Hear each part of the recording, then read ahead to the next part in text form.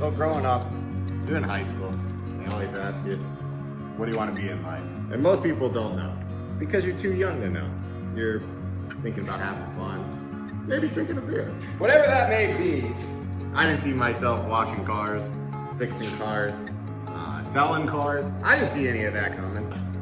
Life just throws you a bunch of stuff that you need to roll with some days. And today, I'm very happy. I enjoy what I do. There's always two ways I've been told. Either one, you never do what you love, or two, doing what you love, you never work a day in your life. I'm never gonna say I don't work a day in my life, because I do what I love, but I still enjoy it a lot. So if I could say anything to kids out there that enjoy life, enjoy what they're doing, think about the future, college is not for everyone.